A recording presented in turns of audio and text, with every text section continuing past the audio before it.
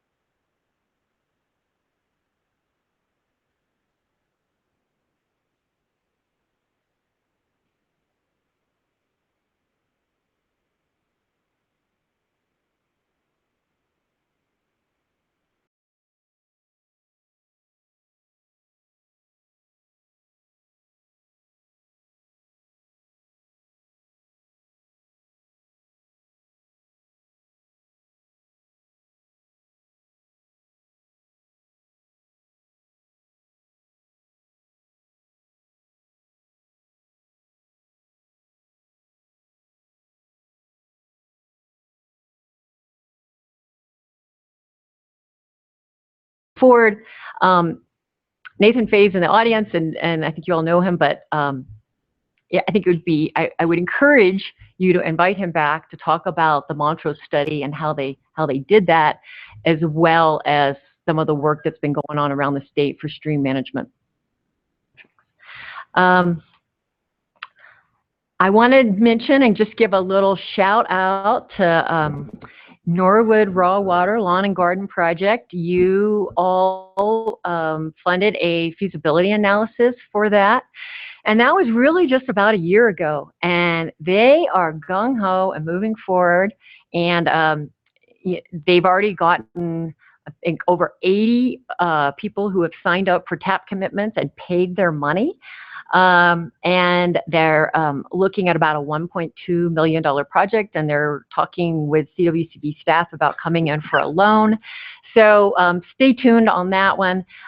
This is, I think, it's so much more than just the importance of their local food economy and their being able to community, because right now their water is about 72% in the summer. In the winter it's closer to more like 30. So the thought of them having to move forward as this tiny little rural community and create more water supply summer months when things are tight, and there's a lot of growth pressure, and so hopefully just having this raw water will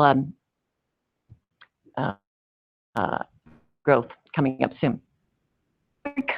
Item that I just found out about that is, I think, really exciting is the Animas River Stakeholder Group. They're a group, rivers coming out of Silverton, where there was the mine spill, but they've been working on a mineral creek, which is into the Animas River. And this river, for the past 20 years, it was devoid of any aquatic life because of mine runoff. But as of recent studies by the Mountain Studies Institute and the USGS, they are finding an improving macroinvertebrate population and naturally producing brook trout population. So that is a great news that we can make a difference with all the different, I think it was about 20 different restoration projects that have occurred to make this happen. So now I just want to say a little bit about how each of you, board and staff, has really made such an impression on me and really left a mark on me. It's really been a privilege to be part of this board. I call you all friends now, and I've learned so much from each of you. I think you guys might be the smartest group assembled that I've ever worked with. We've been such a team together throughout the whole water. And most of all, I appreciate how much we listen to one another, how much we laugh together, and how much we really care about making a difference. I am going to miss you. I think you're brilliant and exceptionally patient, not to mention just such a nice group of people. And I will really miss you, and I hope you all find excuses to do work in Norwood and Telluride. So I'm giving you all a little token of my appreciation. I'm not sure you can call it a bribe or anything, but it's my husband and I. My husband and I have bees, and so this that are fed on the San Miguel River. You'll notice a little picture of the San Miguel River to just remind you of all the great work not only have you done in the state, but I really appreciate all the exceptional work that's been done on the San Miguel and the Dolores River basins. So in summary, I think change is good, and I've seen a lot of it in the 7.5 years I've been on the board. Really good change in the way we think about water and the way we think about water projects. And I'm really looking forward to work you guys do with a little bit of new perspective coming on the board. Thank you. Nicely said. One quick thing, sorry. Sure. There are about 20 other jars of honey that Allison has that I would give staff. So first come, first serve. If you're AG or CWCB staff, please come get your jar of.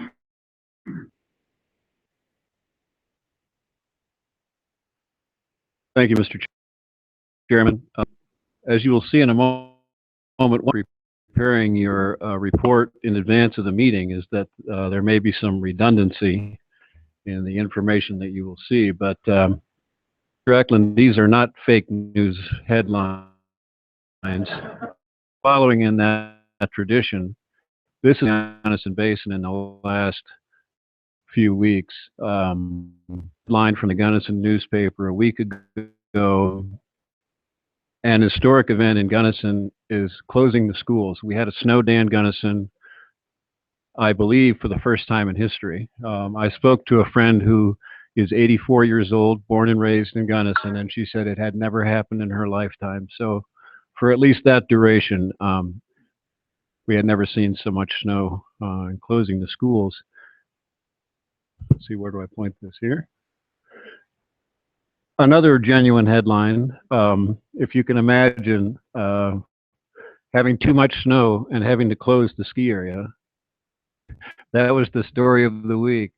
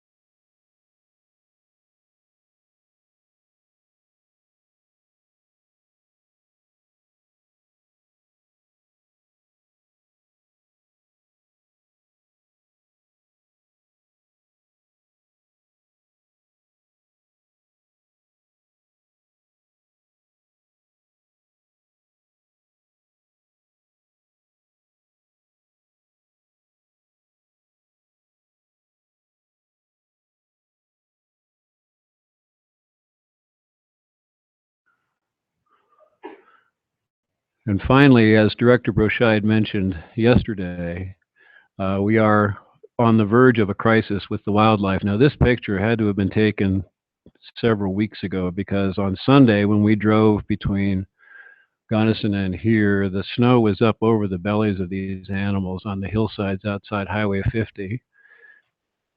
To see deer around the highway in the wintertime, it's in Basin, but at a rough count, Heidi and I driving from Gunnison to Monarch Pass, and I think we saw about 1,000 animals beside the road, both deer and elk.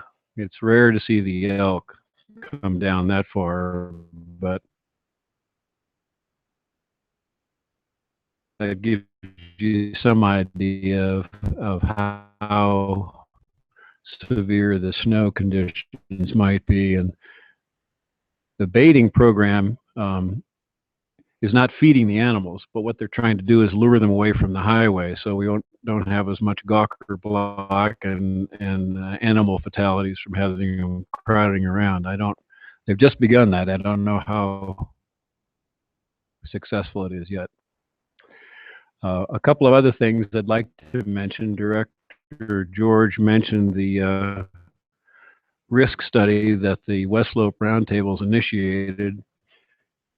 And as most of you know, it caused some concern on the Front Range, but I would like to thank Director Eklund for stepping in and calming the fears and taking a leadership role in making sure that this program, which will be very important for the entire state, can move forward as a statewide and collaborative effort. Finally, I'd like to mention what you will be seeing shortly on agenda item 20, which is the stream management plan that the Upper Gunnison District and collaborators have been working on for several months. I've mentioned it to you in a couple of previous reports. It's now come to fruition, and I hope you all had a chance to look at it in the board packet. It was a great, and that's all I'll say about it right now. And that's my report. Thank you. North Platte River Basin. Thank you, Mr. Chairman. Good morning, everybody.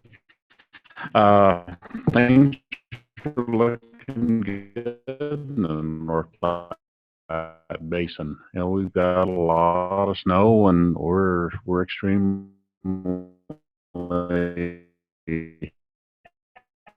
happy about that.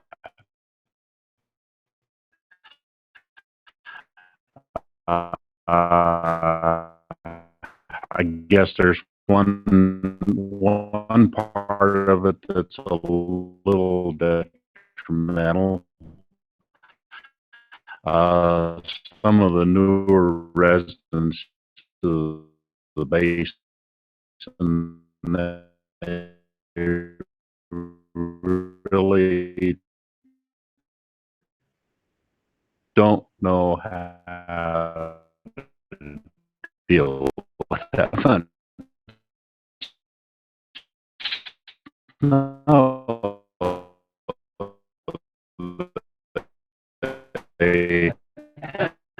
they get pretty nervous, and you know, they kind of go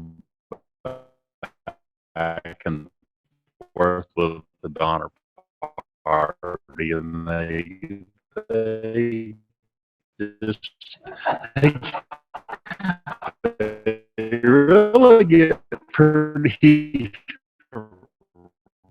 weirded out about it, but they're starting to kind of calm down, and you know, things won't be as bad as they anticipated. Most of it with like myself, been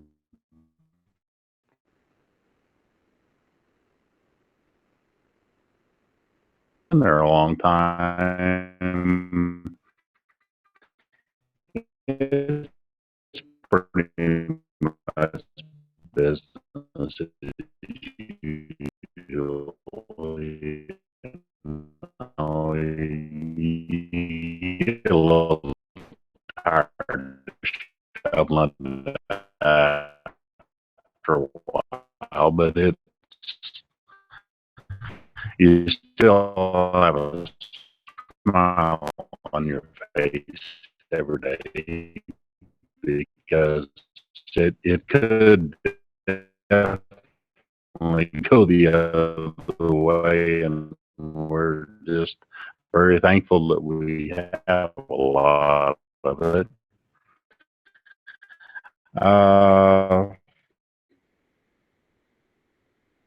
Actually, that's really all I have to report. Things been kind of sporadic right now because of some of the snow conditions. Just kind of hard to get things, a meeting kind of lined up. We fully intend to get back on track first part of March. So, and with that, Mr. Chairman, I'd like to yield my time for other directors.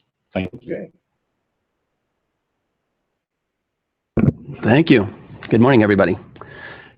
Good to be here as usual. It is a little tough to see my friends go that I've known track.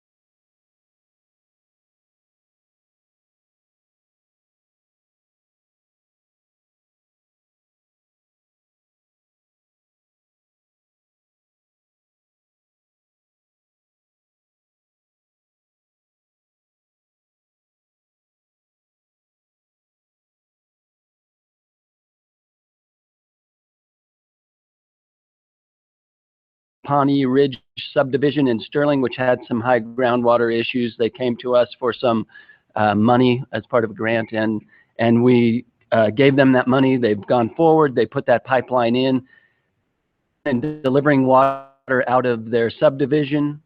Well, the sub pumps in the area aren't pumping hardly at all anymore. So it's working very well. They just have some additional measurement structures at the end, so we know exactly how much that they're contributing to the river and pulling out from their subdivision. One last thing is, if you saw the sends out to us, the Colorado Water News, if you look at it very often, on January 19th, you would have seen that there was some news in my district about an energy company had come to the North Sterling Irrigation District and requested some water. And as I said yesterday, we have changed some of our water, so we can't meet need that they probably would want every year, but we can meet some of it because we've changed some of our water right. And they want to construct a pipeline from our reservoir to the west to help fields out west of our reservoir. So it's a pipeline that is proposed from our reservoir. So a couple of things that could be good for severance tax money if oil is coming up to where they can pay for a 37-mile pipeline from our reservoir out to the oil field. Plus they're ramping up on oil production out in the area. So more information on that, you can go to the January 19th email that Allison sent out.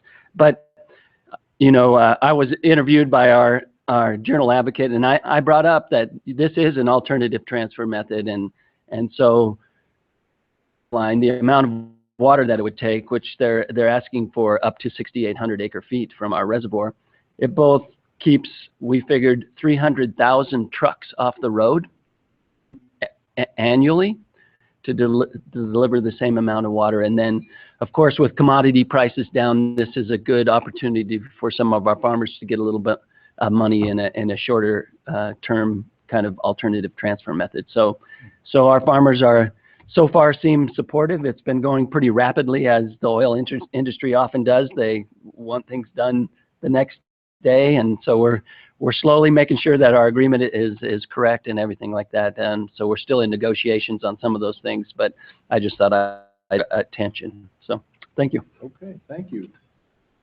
Arkansas River Basin Director Hamill. Thank you, Mr. Chairman.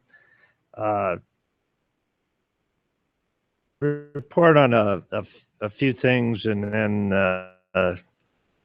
share a thought or two on the past 6 years. And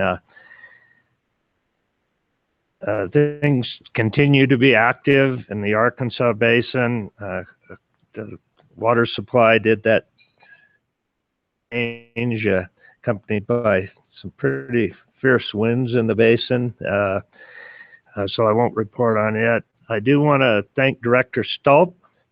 He's a true road warrior. Mention an effort that's going on the Bessemer irrigation ditch company, and it's a new look at different types of alternative ag. Eventually, be coming forward for an alternative ag grant, but was a keynote speaker for this group. It's a group that's been meeting for over a year. They successfully applied for and got 4 grants. The Farmers Union has been the sponsor of those grants and has been organizing meetings. Kind of the chair of our group is Justice Hobbs' son, Dan Hobbs, who farms on the Bessemer. The group, as John pointed out, is trying to take a comprehensive look, and of interest is on this preservation group of the Bessemer. We have commerce, county planning people, county economic development people, Bessemer shareholders, several conservation groups, the Pueblo, because they had bought a 27% interest, and they've done a 20-year lease back for just the annual assessments, and that's gone well. But to take a new look at ability, looking at from the different lands that are currently being farmed, what are the more efficient lands, what are less efficient, looking at the county, eventually on the comprehensive plan for the county, and zoning, thought of preserving some open space and agriculture. The Board of Waterworks and the Bessemer shareholders are continue to work at how it might move forward to extend a long-term plan for alternative ag. So it's an exciting project, and of course we'll have more to report in the years to come. But I really appreciate John. He was down there at night, and I says, well, did you get a room here in Pueblo? Spend some money, rent a room. Back to Denver that night, but he was down for our 10:30 Arkansas Basin Roundtable Executive Committee the next day, and then table and gave us a really good update on both some CWCB things and IBCC things, and we really appreciate that effort, John. Also would like to thank Steve Miller. We had a great panel at the roundtable that day on background and the complexities of the Arkansas River Kansas Compact. And Steve served on a panel along with Dan Starr from the Attorney General's office, Dave Robbins and Steve Whitty. We had 2 reasons. They gave us a smaller room, so they really packed us in. And but we had also a very good turnout, and it was a good program. So we continue. We did approve our water supply reserve account grant. Will be coming forward to this board in March. With the approval of that, we will be down to just about closing out our basin funds. I think we'll have like Chelsea. We also welcome 2 new chairs to our needs assessment group. Chelsea's here in the audience. Chelsea Natter. It's good to have some young people. Also diversity as far as regions. Brett Gracely's a vice chair, so we've on our whole executive committee get represented south end of the basin, north end of the basin, west end, and the east end. And so moving forward, a few minutes today, since this is things so another exciting thing going on for our basin, but also for me personally, is the Arkansas Decision Support System. You know, the last season, because of the Kansas Colorado lawsuit, but remember a couple of years, this board, through the projects bill, got some additional funding. So we've had the funding now to at least do the surface water modeling, the tributary wells, and actually will be a working model when we're done in 3, 4, maybe 5 years. The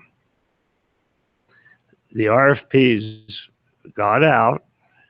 They've been received. I actually sat on the review committee. Understand the basin, understand water. Modeling, I don't know so much about, but some value. But luckily, I led the effort. I want to thank Kelly Thompson from Division of Water Resources, Bill Tyner, Deputy Assistant Division Engineer, and 2. Even out.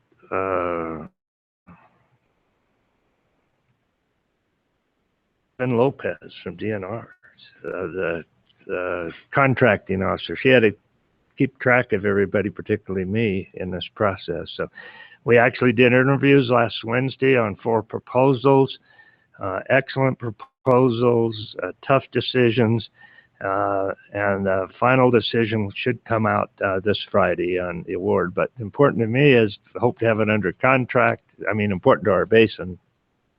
But so hopefully end of February, and depending who the successful ones are in the next 5 years, we're going to have a working model in the Arkansas. And then I know that staff will be coming back to this board for some additional financing and evaluation of what are the next steps, because the total project's between $7.5 and $8 million. But we will have this important tool in the Arkansas, and thank my fellow board members and our great staff. Another important thing happened in the basin. It happened under kind of water time. It's a little shorter water time, just took 20 years. The Southeast District just successfully entered into an excess capacity master contract for storage, principally in Pueblo Reservoir, to use excess capacity. Beginning back in 2002, the Board of Works of Pueblo was successful in getting a long-term excess capacity contract. And then 4 entities in the Southern Delivery System, Colorado Springs Utilities, Pueblo West Security, and Widefield. But this next one's a major one, and it's tied to the Arkansas Valley Conduit. The contract is for an additional 29,000, or right at 30,000 acre feet of excess capacity storage. So that means when the reservoirs aren't being used for project storage, or it can be put in for a fee, and it really storage capability and our flexibility and our ability to manage our water in the future. And this one approved for 37 communities in the lower basin and lower district to have storage contracts in Pueblo Reservoir on a long-term basis. And of course, there are types of contracts that if it fills with project water, they have to evacuate their water. So a major thing, and now we can get on to looking at expanding and building storage, because that's also critical for the basin. And this was actually part of the storage options plan, and this was phase one. The next phase would be an expansion of Pueblo Reservoir, and I think that'll now get fired back up, and you'll hear more about that. Continue to thank this board for the money that's set aside for loans. Of course, you approved the hydropower project here a while back, $17+ million loan, and it's moving forward too. There'll be more to report in future months. Farewell.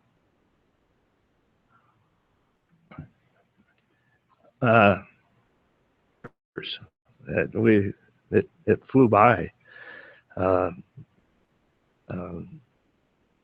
Pleasure, opportunity to serve back in the 90s on CWCB, and has been 2 terms have been really special, and I remember 6 years ago they called us to me, and Russ George touched on what the law says, and of course we showed up for our first minute, but not if I hadn't been before the Senate Ag Committee, confirmed by Senate. But so that day, 4 of us actually. I remember Russ joined us because he was doing a partial term, and so we took up the meeting in April, and Travis and Russ and I with our DNR legislative liaison and our director raced out the door in some back unsecured door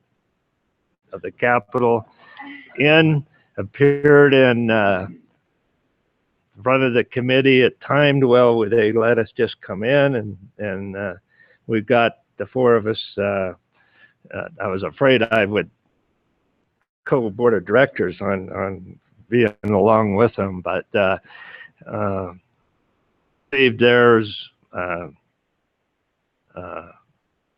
support and recommendation. Couldn't vote that day. Travis could because he was been serving, but so my first memory of this of my 57 years in water, one of them was working for a board of Waterworks of Pueblo. So I've got to see a lot of boards. I also serve on either boards, authorities, I think 7 governor appointments, and then a lot of local boards and community type boards. And this board, it's been an honor to serve with you. You rank at the top. How you do business for Colorado. You focus on what's in front of us. You find collaborative solutions, and then we move on. This board doesn't look back. I've been on boards where if you don't support one of your fellow board members then Brooks was fortunate to not have this happen either. And you build a culture. And you don't look back just because a board member disagreed with you, or several board members, and so it's truly been an honor to serve on this board. Our staff,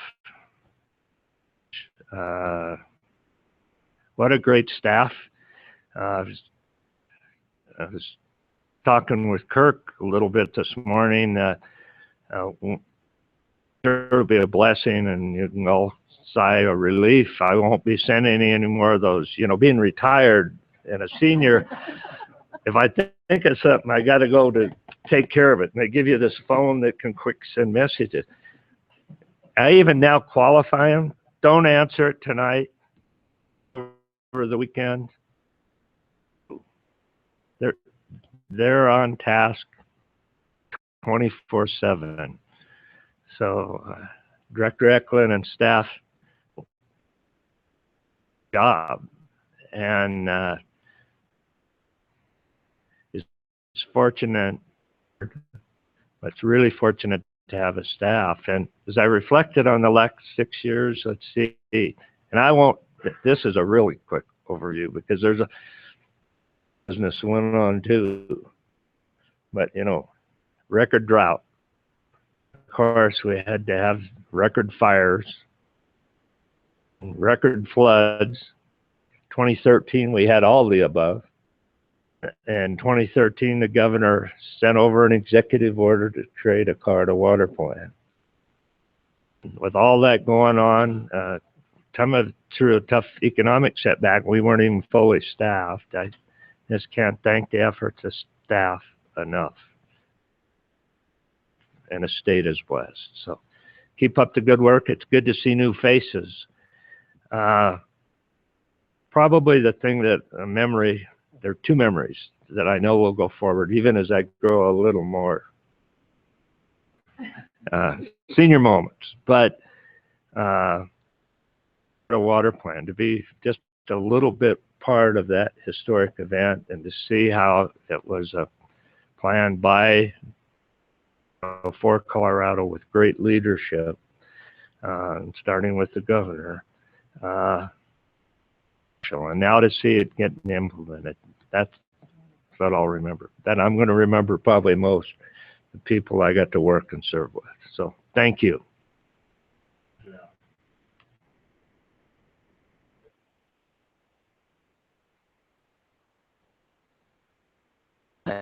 Introductory things, and then we're going to have some entertainment in the form of videos. Snowpack Denver Waters watershed, 128% of normal in the South Platte, 136% of normal in the Colorado. I haven't heard it mentioned, and this isn't a Denver water thing, but the Second Circuit approved the water transfer rule, EPA's rule, in the third time that they've seen the water transfers issue. It's a huge, unexpected win. It had gone the other way twice before the rule was promulgated. So we now have the 11th Circuit and the Second Circuit water transfer rule as a reasonable interpretation of the Clean Water Act. It's a victory. The plaintiffs will probably try to seek a Supreme Court. A legislative fix would still be more secure, but nevertheless, it's an amazing, and like I said, very unexpected. And then from a Denver water perspective, we did file our FERC for an amended license to enlarge Gross Reservoir. FERC has been a cooperating agency for all 13 years that we've been in the NEPA process, and therefore will not be doing their own EIS. That was the point of having them be a cooperating agency. We still don't have the record of decision from the Corps diligently to resolve the remaining issues. So now for the video for you guys in the audience. This is Strontia Springs Reservoir is our smallest. It's the one that feeds directly to 2 of our treatment plants. And it has problems with the ERDS, emergency system, the thing at the bottom of the reservoir, which allows you to empty the reservoir in a hurry if you need to, and also can help deal with some sediment. In this case, we didn't exercise the valves for a number of years, and therefore the sediment built up high enough to work. So divers are really interesting, and so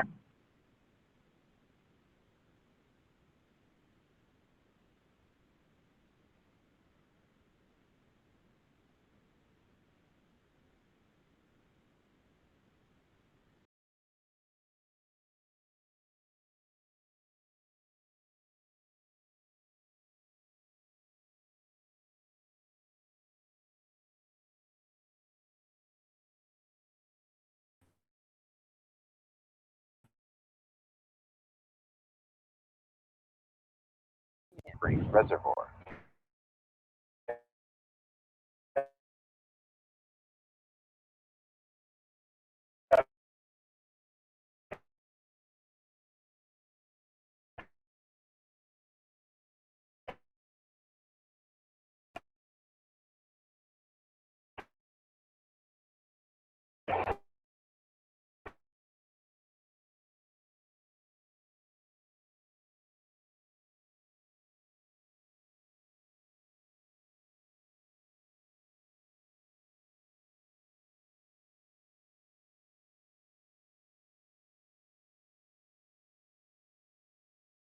block holding back dam plans. The problem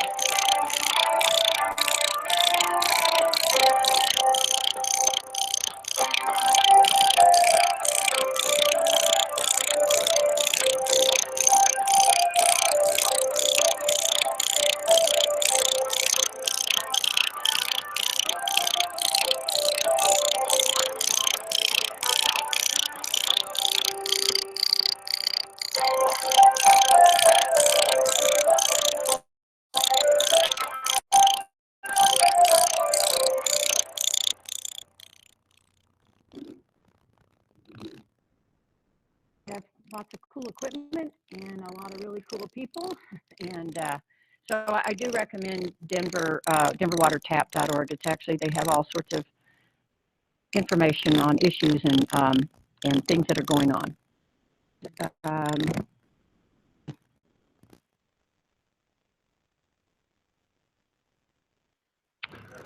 Okay, thank you, Mr. Chairman, and good morning, everyone.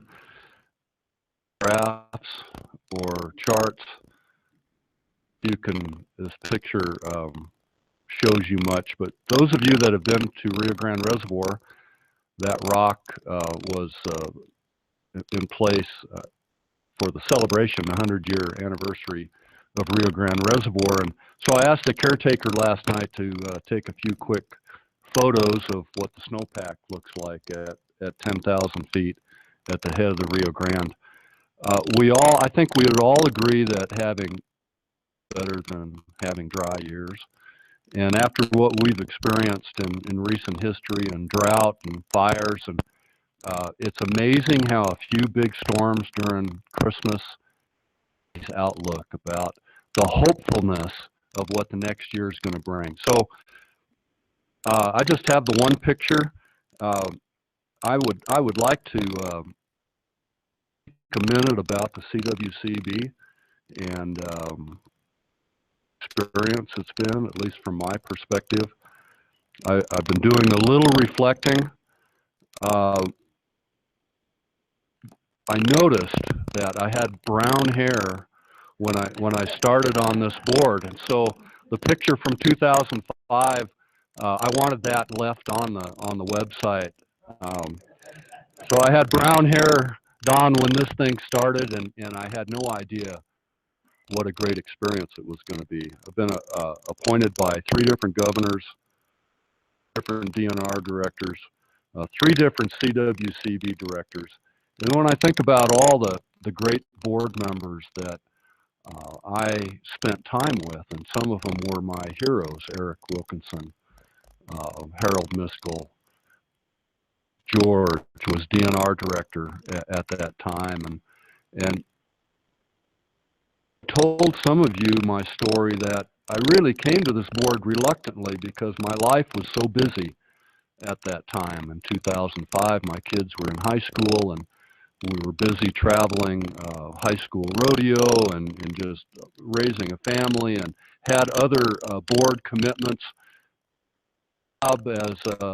As a certified water buffalo, running an irrigation district and managing a reservoir, was so persistent. And those that, if you know him, he said, "I want you to apply for this board position." And I said no the first time. And a couple of weeks later, he came back to me and poked me on the chest. And he said, "It will be one of the best experiences." And I had no idea at the time what he was talking about, what this board does, what this agency does. And I think about the time was different in 2005.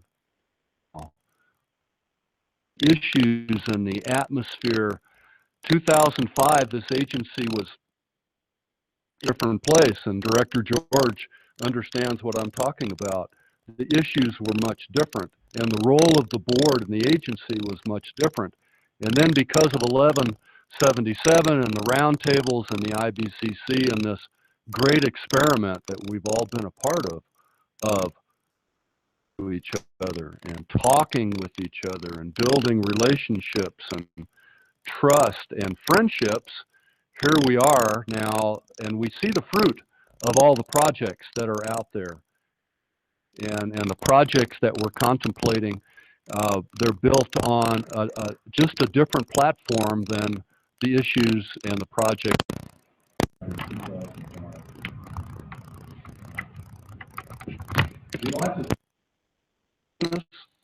But it's the people business. And I think about the relationships as I look around the table and I look out in the audience. It's the people business. It's about, I've enjoyed getting to know, I like to get to know people. I want to know about them. I want to know where they come from. I want to know about their families, what makes it, what they do for fun. I think that gives, it has helped me the insight of how we make this water thing. It's not just the water business, it's about relationships, trust, and respect. Then the change. Here we are, we're getting ready to make a change. I look out, there's lots of change taking place, and the change is good every season. The listening part, practice to be a good listener. Starts with my wife at home. She says, "Are you listening?" And I say, "Yes, dear, I'm listening." Then I'll turn and concentrate. I think we're listening to each other in a better way than we have. We're not talking to each other, we're talking with. Found out how much we can learn from each other. I have learned so much about the water side and the conservation side. I'm an ag guy, but I found that if I will take the time to listen and to really engage, and I think that's part of what we've all experienced here, especially through the water plan and through the basin plans, each other, and then we figure out what we can do together. It sounds a little hokey, okay, but I am convinced what we can do together, we're just experiencing that. So this agency, the CWCB professionals, and I can't call you out by name. We're sitting here, some have gone on. I think about tools take ownership of what the mission is. Director Eklund, you have great people that are working for the agency, and you're one of those. You take ownership of what the mission is. I think that's why the CWCB has been held, it is held in high esteem, in my opinion, today, because of the work that's been done, and it comes down to the individuals taking ownership of the CWCB mission. We're seeing the fruit of the roundtables. What a success. 2005, when you first came down to Alamosa and we had our first roundtable meeting, and I was a freshman board member, and we walked into the room at Adams State College and there was lots of people there. We had no idea what kind of success it was going to be. It's easy to look back and say, well, that was a great move and it needed to be done. But at the time, there was a lot of uncertainty, a lot of folded arms, a lot of skepticism. So we're standing on the shoulders of a lot of work that's gone on. I don't want to lose sight of that each one of us has standing on the shoulders of those that have gone on before. And it's, I would like to think that somebody else is going to come along and stand on our shoulders after this time is done. A new era of cooperation. In a quiet moment here this morning, Proverbs 13:20. He who walks with the wise grows wise. And I think that's what's happened to me. That by hanging out with people who are smarter than I am, I think I've soaked in some of this, that we can learn from each other if we're open to that. I just want to say what a great privilege and honor to serve the Rio Grande as a CWCB director for the last 12 years. It's been a high privilege. Thanks for the ride. But most of all, I just want to thank you all for your friendships, and I hope to build on that. It has. It's been a great ride. So, Mr. Chairman, I will conclude my report with that. Thank you. Yes. Yapa, white, green. Director's report. Director Gap. Thank you, Mr. Chair. Just an update on funded projects. We have a couple on the Yampa River that have came to us some time ago, but through the process of administration, we're finally getting them underway. The Yampa River Irrigation Delivery and Habitat Enhancement Project. This is a project to restore reach of the Yampa River above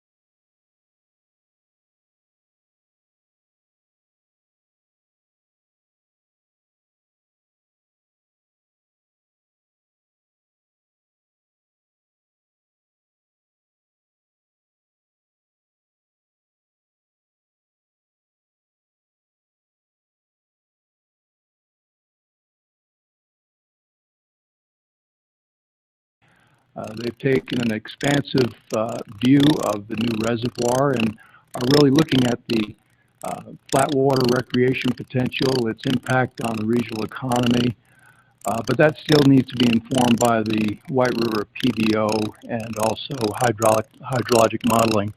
There are also some concerns about what the state of state of Utah's settlement with the Ute Indians out east in Vernal and that area.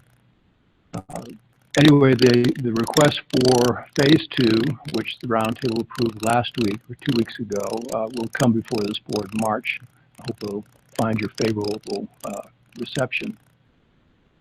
Lastly, I had a discussion with Director Stolp just before our meeting here, and I mentioned to him that we'd really like to get more input from the roundtables on financial solutions for funding our projects, both in the basins and statewide. And I think we really need to be active in soliciting their ideas, which will also help build support for any legislation that we might develop here in our government, state government. That's the end of my report. Thank you. Now, as promised, let's take a few minutes if you would like. You can do a roast if you'd like. But... So let's take a few minutes and follow up on the point. Colleagues are today concluding the formal.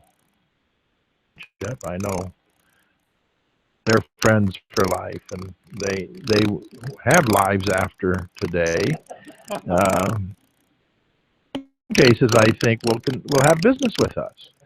I don't expect any of them to not continue to participate in the communities as you always have. So it's not a sad thing at all. It's a change. So let's take a few minutes, at least publicly, to be able to thank them. And then as soon as we're done with that, we'll take a break and on that happy note. And even though we're running a little bit late, I think we'll be all right for the day. On that, and Vice Chairman Wattenberg, I'm going to let you, if you would, on our friends. Oh, thank you. I appreciate that very much. Fellow directors, Montgomery, Hamill, Smith. I've sat and watched, and I've listened, and I'll be right up front with you. You folks taught me a heck of a lot. Taught me a lot about the water business. You taught me an awful lot about how the life business should be taken, and I truly appreciate that. I take a lot of what you say to heart, and I also want to give you a heartfelt thanks on just helping me become a better person and also a better board member. I truly appreciate that. On somewhat of a lighter note, Director Montgomery, I do appreciate the honey. I know you're an eternal optimist. If I eat enough of this, I'll sweeten up. Time will have to tell with that one. And with that, I just want to say thank you to all of you very much. Thank you. Very nice. Particular rhyme or reason that I can go down to the end of the table. Director Gallagher, you wanted to start?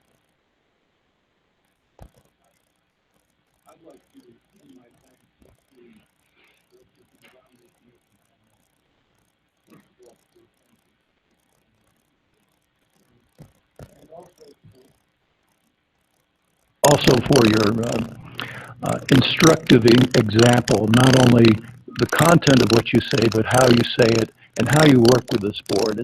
It's so important for us to make progress.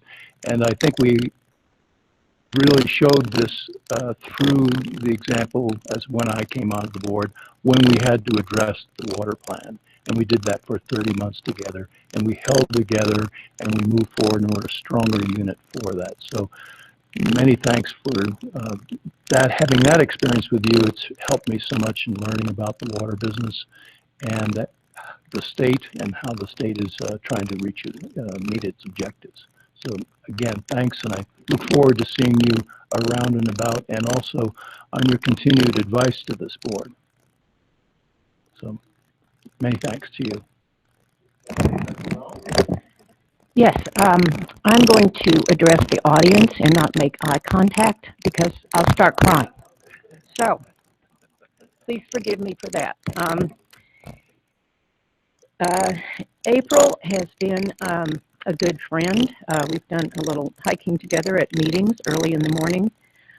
April's brought as not being a water professional or really involved too much in water rights in her day job, but she's worked tirelessly with a pretty disparate you call them basin to deal with, and really brought an enormous amount of care and passion to the issues that she's addressed, and has done a great job. Travis is what I would consider to be the epitome of a CWCB board member, because he has his own district, but has always risen above parochial issues to resolve a problem, and brings the practical knowledge of running a water system with a vision for the whole state. And it's done a wonderful job. Alan, of course, has, as he just said, 57 years of water knowledge, which is pretty astonishing. He didn't start before I was born, but you know. He has represented the Arkansas, which is a very complicated and difficult and contentious basin, with his gentle, self-deprecating humor that puts all the rest of us at ease. And these three board members are wonderful, and I'm going to miss them. And April, I hope you'll do all your future CLEs at the Water Congress. So we will see you. You know, none of them lives near where I live, so I guess I'm just going to have to travel the state.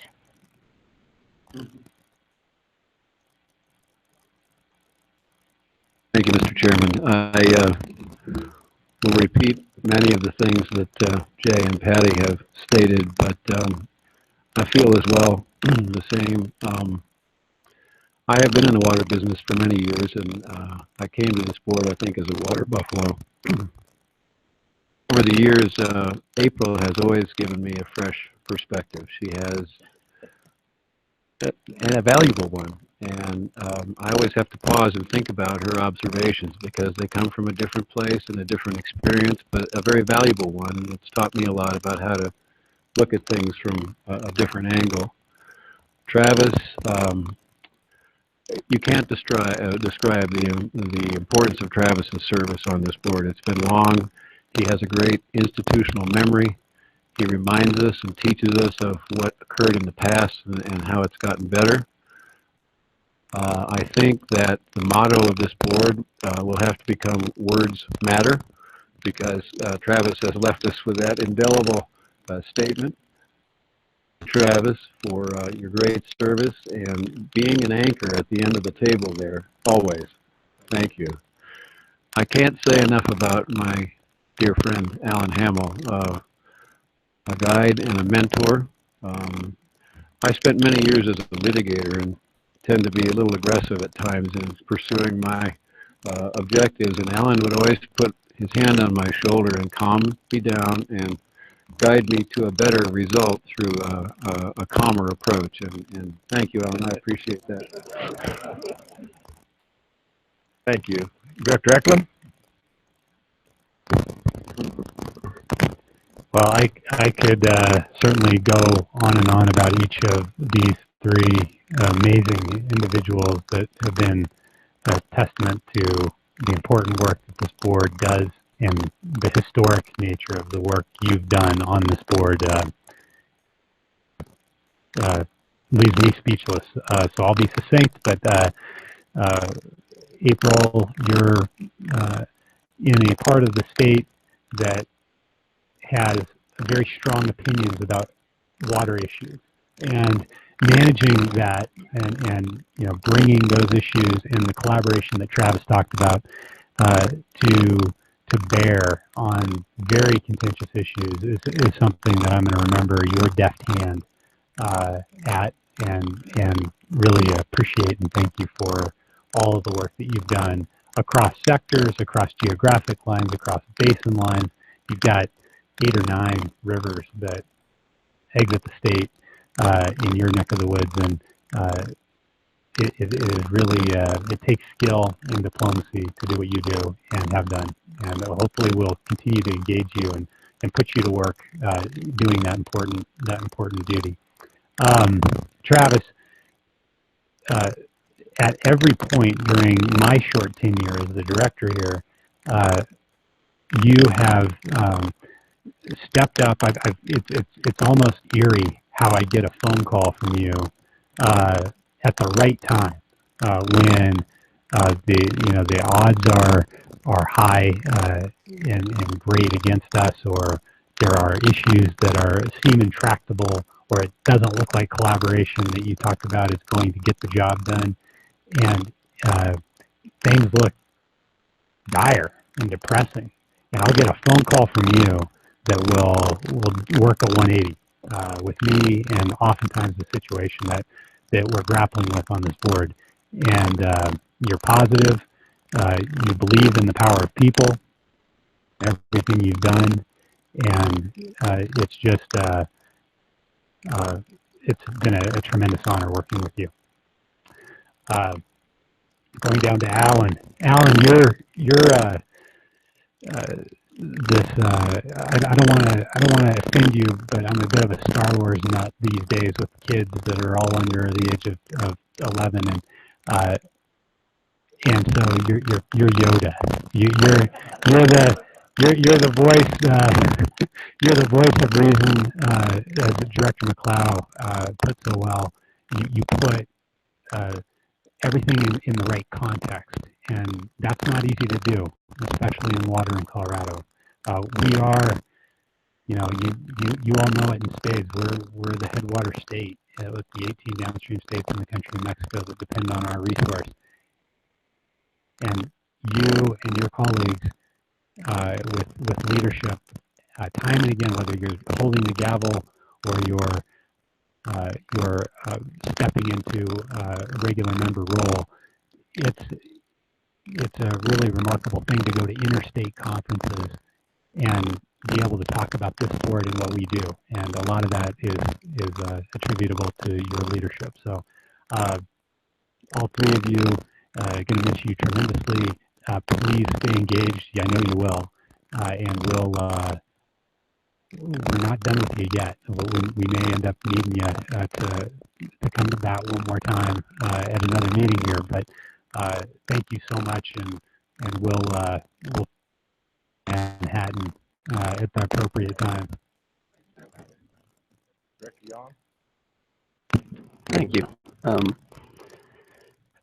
When I started on this board, I never thought about moments like this, so it's a little tough to deal with. No, but I really am feel blessed to be on this board and spend a little bit of time with you three anyway. And so I guess I'll start with Yoda down there. No, actually, Alan, I never thought of you as Yoda. That's a strange picture. But actually, Alan, you remind me, when I first started at the North Sterling and Pruitt Reservoirs as a manager, I had a wise man that had been there for a long time, and I learned a lot under him. And he was at the district for 50 years. I'm only the 4th person to have the job at the North Sterling, so he was there for 50 years, and he was just full of knowledge. And so it was great to have the ability to spend time with him for about 4 years while he continued on coming into the office every day. So, and that's kind of what I think about with you.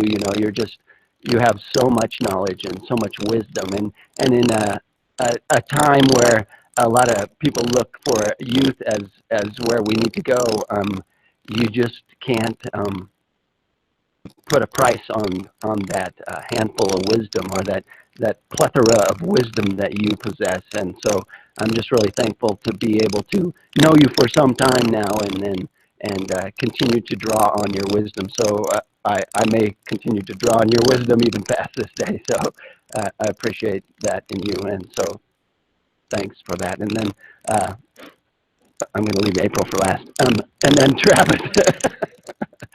Travis, I've known you for quite a while, and you know, we both are ag guys, and you know, I'm going to start wearing my hat now that you're leaving, so I can be the guy with the hat, and just so we can carry on that tradition.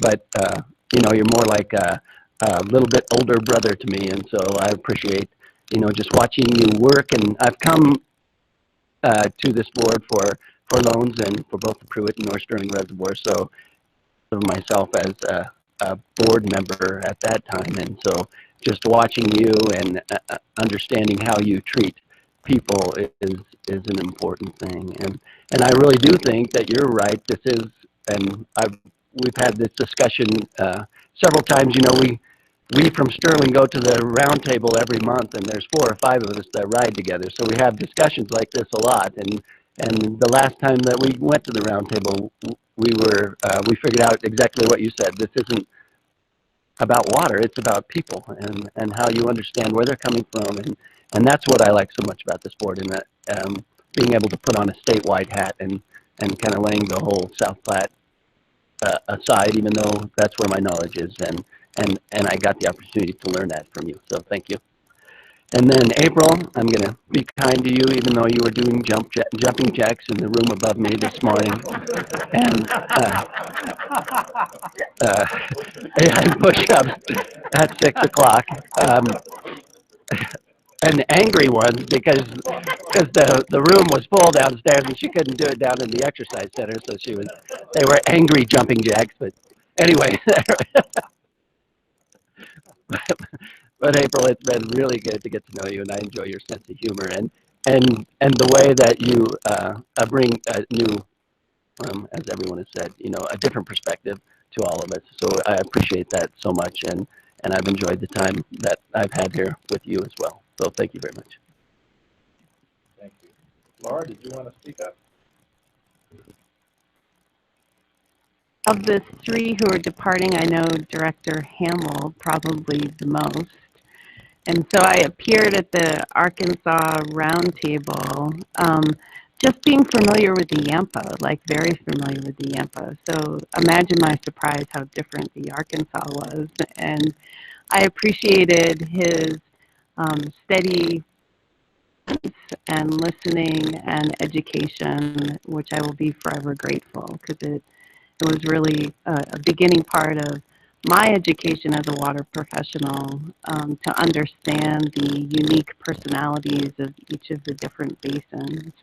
And I think that's evident too when you hear Director Montgomery and Director Smith speak, whether it's giving their reports or talking about their basin's perspective on a particular matter. And what I greatly appreciate, after AG's office, most of my days are surrounded by conflict. It's refreshing to come here and see folks who are really committed to the sustainability and future of their basins to work out what's best for the state going forward. So I appreciate it.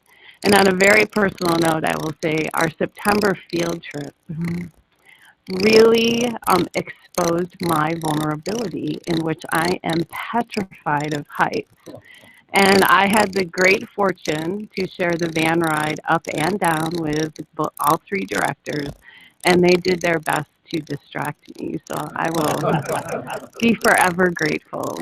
And thank you for your service to the state of Colorado and your bases. Thank you, Mr. Chairman. My observation, and like many other people's, the good government in Colorado, one of the hallmarks of that is robust boards and commissions. And the governor participates in about 3,000 appointments over his administration. And so it's always been interesting to me and those that I've been involved in how much attention he pays to having well-qualified people. And this board's no difference. I have to admit that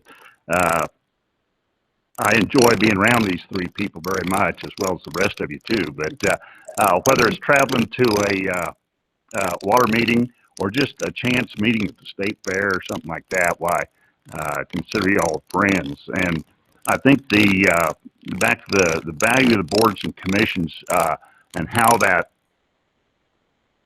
Colorado is being unique in that we have this direct relationship, not only with our judicial and our legislative and our executive branches, but we have a citizenry here that participates, and you're given a lot of credibility. And so that's a reflection on each one of your values. And the three of you have always been able to come of your basin and the issues and the projects, but then you've taken your statewide perspective hat and put it on. And then we've done some real great things, the hallmark of which will be the water plan. Based on the efforts of a lot of the meetings you've been to a long time before that, and the round tables and the IBCC and the subcommittees ad nauseum sometimes, but using that Dick Wolf tactic of meeting you to death. That implemented, and so on behalf of people of the state of Colorado and on a grateful governor and my personal thanks, thanks for the job you've done. Dr. Wolf? Thank you, Chairman George. And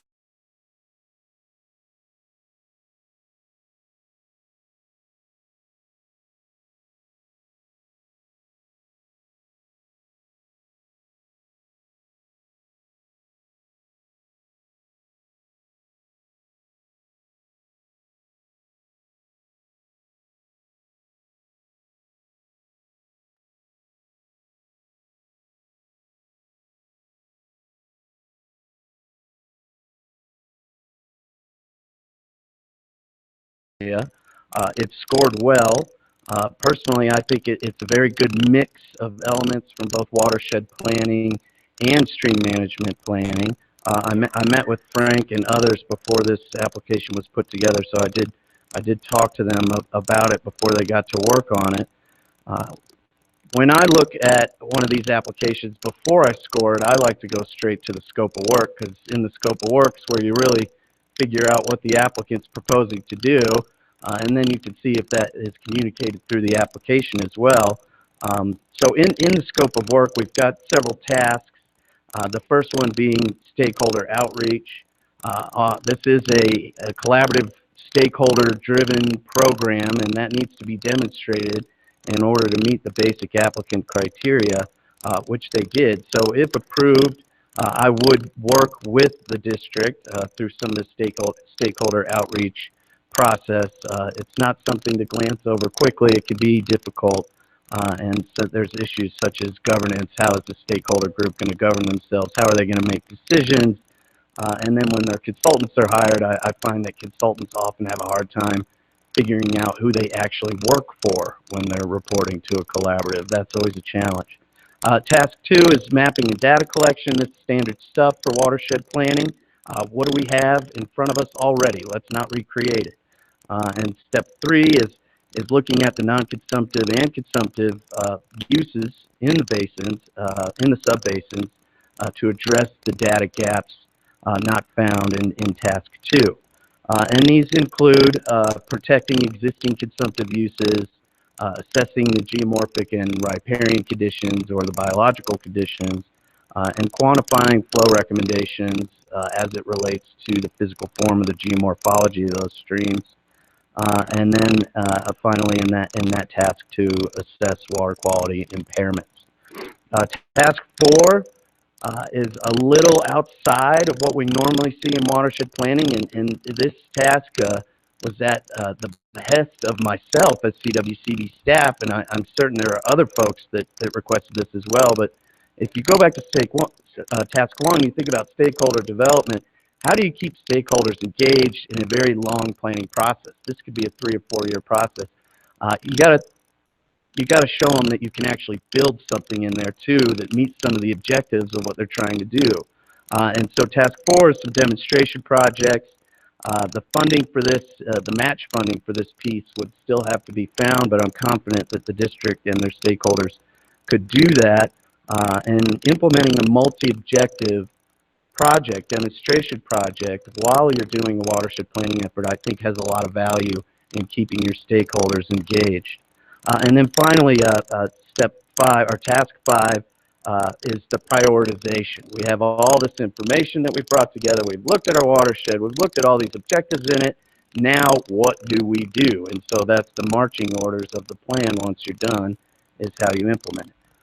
So my recommendation is that the board approve a non-reimbursable expenditure of up to $175,000 from the Colorado Watershed Restoration Program for the purpose of providing match funding to the Upper Gunnison River Water Conservancy District's application.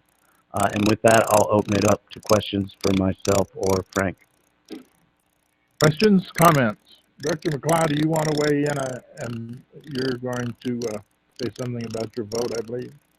And thank you, Mr. Chairman. I will recuse myself on this item and abstain from voting because, as is apparent, my employer is the applicant, and I did work together with this team to put this application together, so I'm directly involved in it. I would like to comment that it is a true team effort in our basin, and it's not apparent from this application. I want to note, though, for the board's attention that the Gunnison County stock growers are also actively processed. And with that, Mr. Chairman, I will conclude my comment. Thank you. Okay, thank you.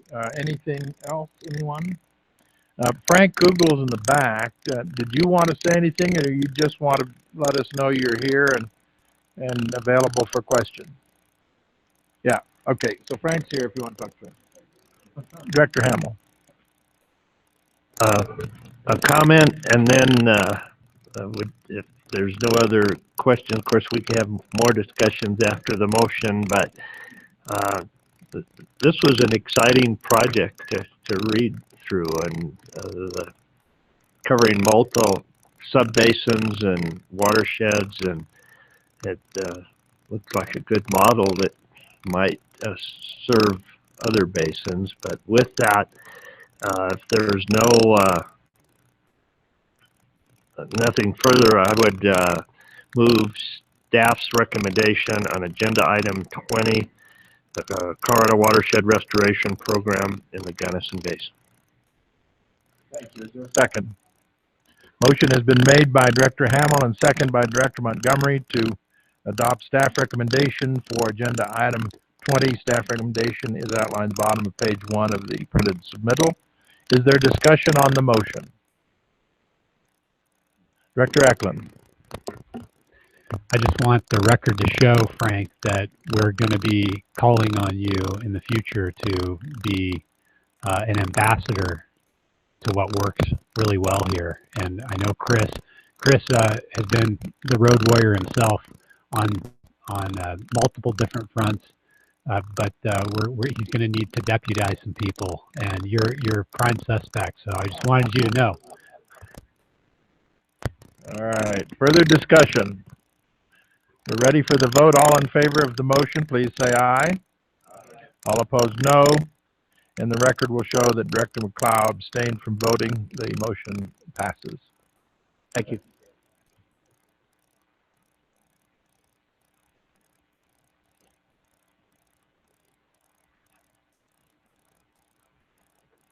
Next is agenda item 21. I think, Jonathan, you're up.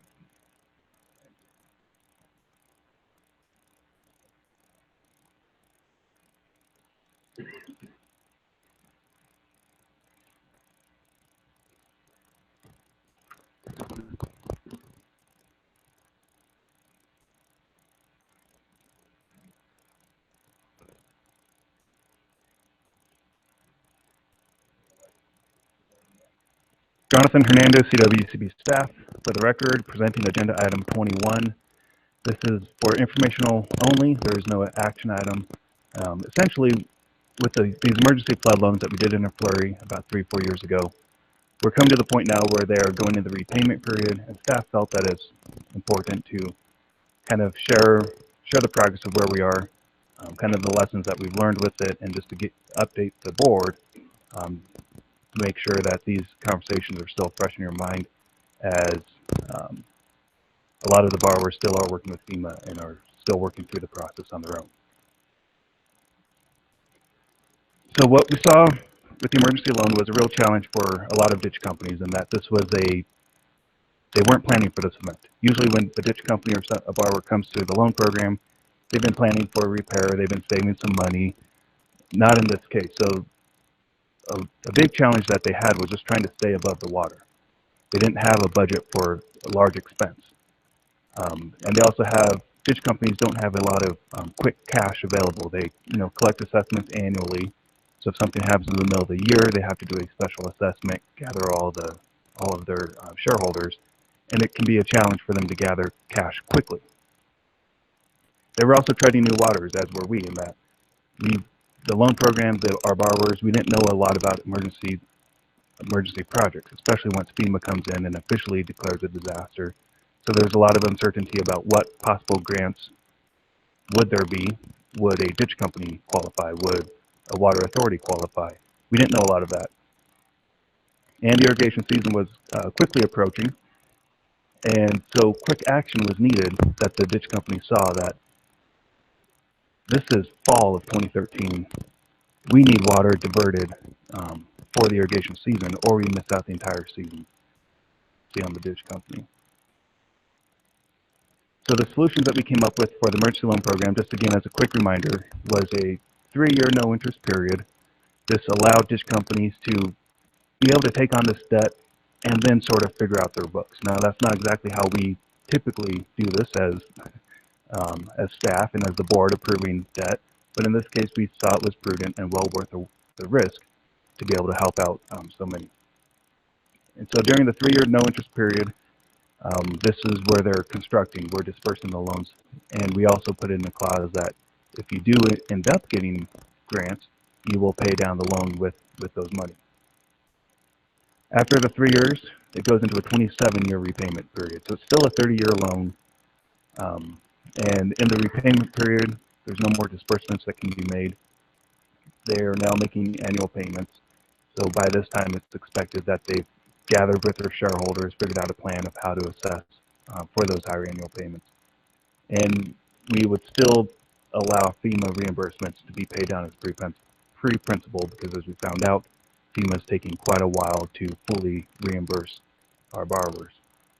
We also changed from policy from a 90% financing to 100%. This again was in recognition that ditch companies usually don't have a lot of cash on hand, and we felt it was prudent to be able to get them on the ground running as quickly as possible. The board also met in special board meetings October 2013 and December 2013. This was again, the flood happened in September. We were in Telluride at that board meeting as the flood was occurring, and the board felt that November is going to be too late and directed staff to set a special board meeting in October as well as December, just based on the demand. So that was the program that we had set out. Emergency loan response. The numbers are all up here just to show that there was quite a large rush. In October, we had 10 applications, and the board approved 10 approvals. And you can see so on, so on. 9 applications, 7 approvals. That's because staff deemed 2 of the applications weren't ready, and we did not take those to the board. And so you see that a couple times. 28 applications were received. 23 of them were taken to the board and received board approval. And then 19 of those 23 actually were contracted. Some of the borrowers or potential borrowers just determined once they got their feet on the ground and saw their diversion structure once the water went down that it didn't ultimately need it. So after the flood, it was now CWCB's turn to make it rain, if you will. I just found that on the internet. I don't know. I typed "make it rain" and that's what came up, James. I'm not sure. So ultimately, the board approved almost $23 million. Of that $23 million that was contracted, of that 23, $12.5 million was dispersed. Again, when the borrowers came to us, they didn't fully have a feasibility plan or a full cost estimate. A lot of it was estimated, so they shot high, as you would expect. And so ultimately, of the loans, we only had to disperse $12.5 million. Of the $12.5 million, $4 million has been paid back already. This is either from FEMA grants that they've received, other grant funding, or just their own cash flow that they've been able to save up and pay down their loan. As of today, there's almost $8.5 million of outstanding loan balance. And I did want to point out, 3-year no interest period. If you look at that effect to the construction fund, that's almost $500,000 in foregone interest that the board elected. We will cover this for the ditch companies more or less for this 3-year period. So the ditch company, if they do take on a large debt, knowing that FEMA will pay back, they're not penalized or they don't have to bear the burden of that interest. So that's almost $500,000 that the board has let go in interest.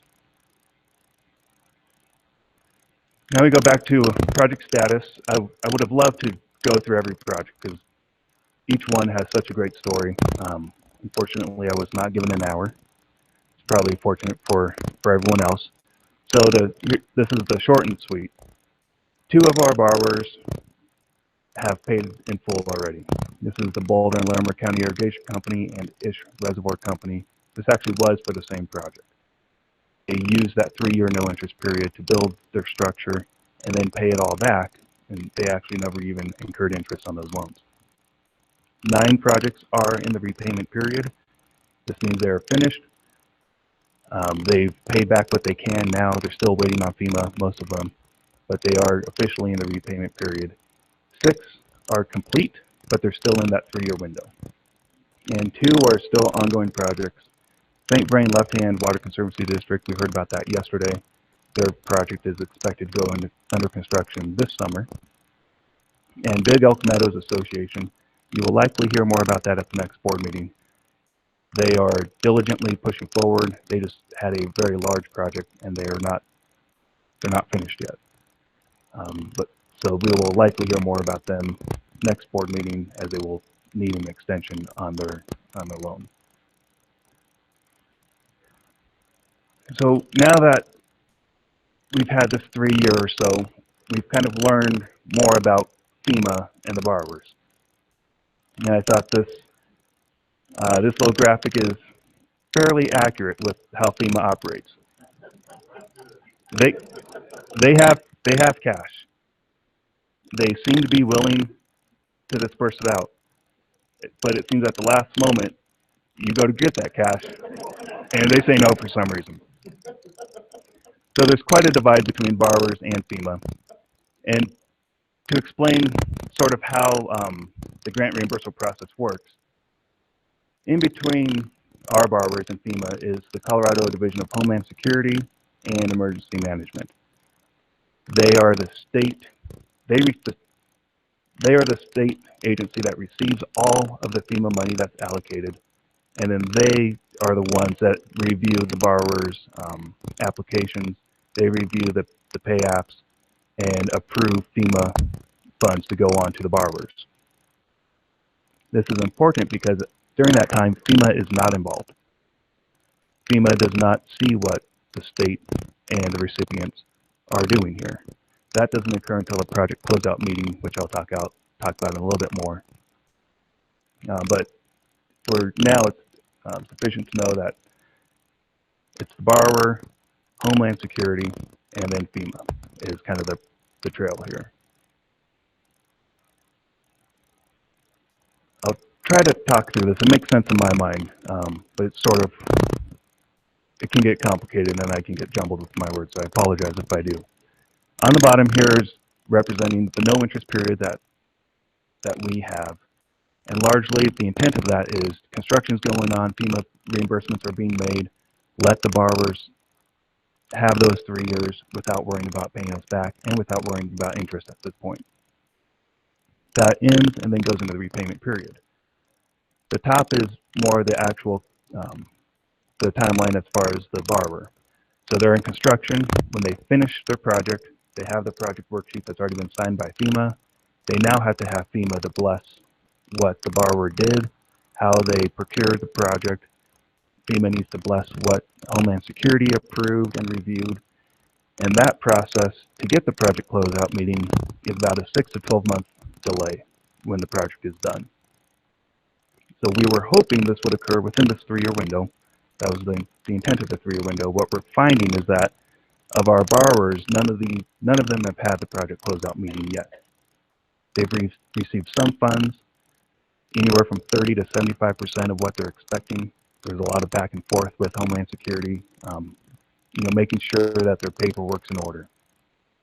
A lot of our borrowers are closing out their loans now with a higher loan, and they're still hoping maybe in a year we'll be able to pay that down if FEMA sets the project closeout meeting within a year. That's hopeful, I think, on their behalf. About 7%, so disaster-wide, 7% of all of these over 550 projects have had the closeout meeting. So that's leaving 93% without a project closeout meeting. And again, that's important because until that meeting happens, FEMA has not blessed the transactions that have occurred. And so, of course, if there is, FEMA becomes that cat and tries to grab that money back. So after the project closeout meeting, our borrowers still have a chance for FEMA to do a full audit, which they can come back, look at everything again, and they have that. FEMA has that opportunity for 3 years after the entire disaster has been closed out. Disaster is closed out when all 550 of these projects have had their closeout meetings. So it's potential 5 to 10 years is a guess of how long this disaster will remain open. Katrina's still open. One of the large earthquakes in California about 20 years ago recently closed out. They think this will move faster. There's no guarantee. So the borrowers still have that fear. 10 years, 15 years, someone can come knocking on their door asking to review all of their books again with a fine-tooth comb. And if they have something that's out of place, if they didn't procure something correctly, there's the fear that FEMA can ask for that money back. So, lessons learned, are they? Yes. We you think we're dozing off back here. We're paying attention. We hear things all the time back there. There are some lessons learned from this process. Generally, the 3-year no interest period and 100% financing were absolutely crucial to the ditch companies. Whenever I talk to any of our borrowers, the first thing they say is, thank you. You were there for us. If it wasn't for you, we couldn't have diverted in 2014. We don't even know what we would have done. And so constantly I'm receiving the praise, which is nice out there, but the praise belongs to the board of that no interest period, the 100% financing, the October board meeting to start approving these loans right away was just crucial for these ditch companies. Our funds greatly aided in the speed of the recovery. However, one lesson that we did learn is that speed and recovery is often at odds with FEMA's process. I won't say FEMA's goals. I don't think their goal is to delay it, but that is their process. And so there have been instances where ditch companies have gotten in trouble because they did move quickly. And FEMA, I don't think, is used to that, used to people actually wanting to fix their items very quickly. And ditch companies and FEMA don't speak the same language. Something that I've heard over and over again from the ditch companies is, right when FEMA came out here, their message to us was, we're here to help. We've all heard that. And just do what you normally do. This is a construction project. You guys have done construction projects. Do what you normally do. There's nothing extra that you need to do because this is a disaster. Ditch companies heard that and they understood it as they do. FEMA, when they're saying that, their mindset is federal regulations. Of course, ditch company, when you procure something, you do the more stringent of federal, state, and local regulations. Of course, ditch company, when you do something, you meet every criteria of every regulation that exists. So FEMA says, yes, do what you normally do. So I have one last analogy here. And before I set it up, or before I show it, I'll set it up that, again, CWCB, we helped grease the wheels, if you will. So we can be like a big wheel. You guys, if you remember a big wheel that kids would ride on, we're like a big wheel that helps the ditch company move along. Our borrowers are like a kid on that big wheel, and Homeland Security is like a path that allows that kid to go down, hopefully at a great speed. FEMA's changing regulations are what you'll see at the end of this here. Borrower, do what you normally do. All right, I go down fast, down this hill. This is what I do. And then, well, FEMA comes in. Oh, you didn't do this.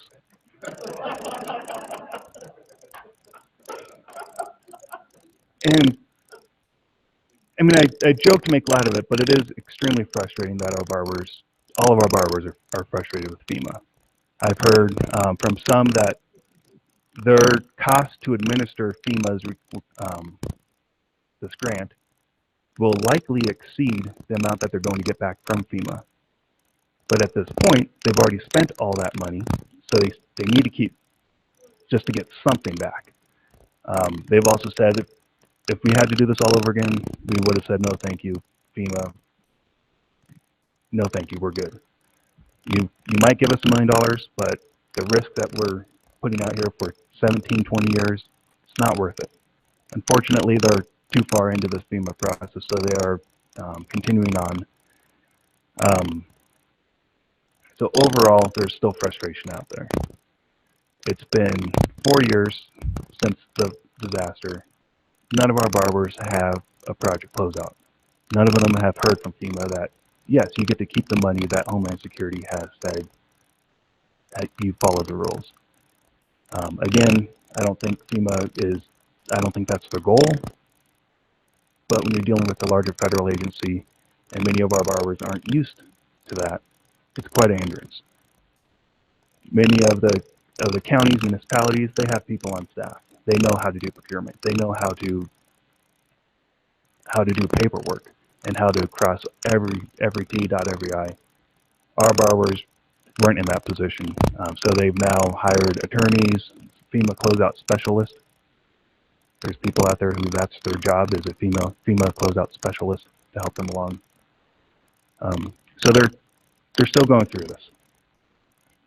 And so with that, I'll show you one of my all-time favorite pictures. This is the Big Dam Celebration Consolidated Home Supply.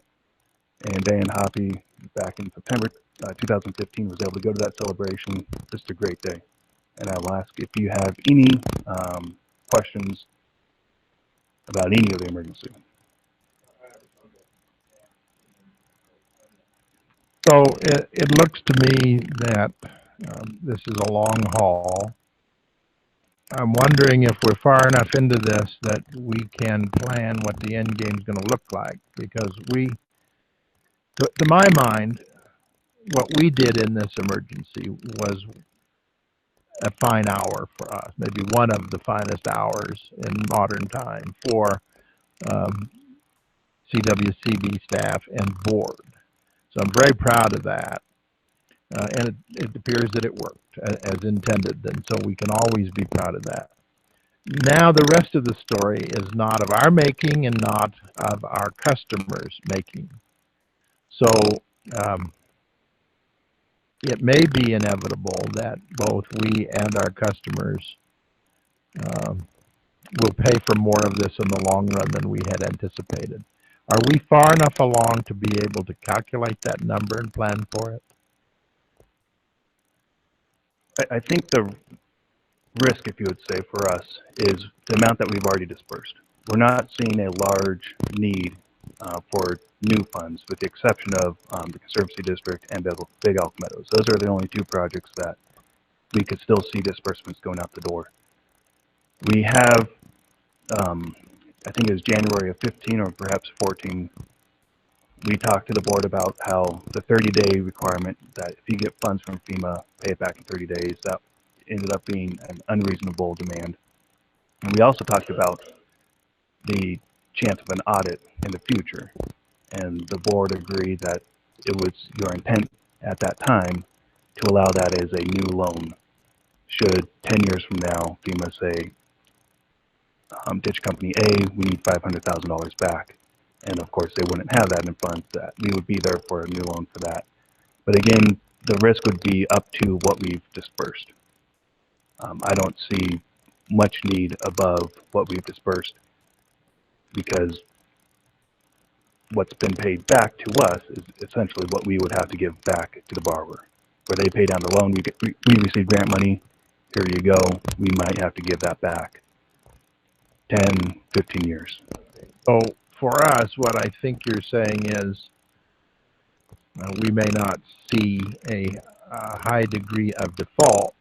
We will just see unexpected high level of refinancing, where we were invested in these projects longer than we had originally intended. The borrowers who probably counted on some reimbursement from FEMA that did not have to be paid back, was to be used to pay us back. That doesn't occur, then they remain on the hook. So I suppose that certainly hurts them, and that's not a positive for any of us. But it probably also will cause the default rate on our loans to be greater. Didn't know any of this now, is that right? Correct. There's no way to know about that now, and I would say possibly. But also when finance staff reviewed the loans, we reviewed both if you receive your FEMA money that you're hoping and if you did not. So we've already done a financial analysis of what they would have to do should at the end of the day FEMA doesn't come forward and they are stuck with the higher debt that we approved.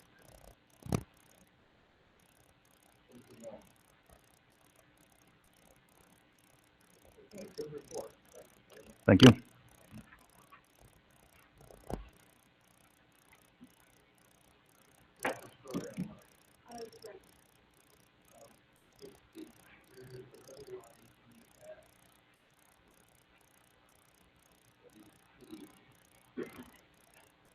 what I'm trying to do is balance people from the public that had intended to present before lunch being expected to hold back until after lunch. Is there anybody?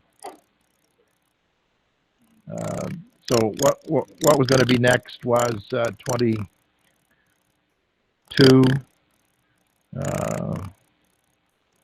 for 20 minutes. You want to wait till after lunch, Kirk? All right, let's try to get back in here by 12:30-ish. Do a quick lunch, get ourselves somewhat back on schedule. So we're in recess for lunch. Thank you.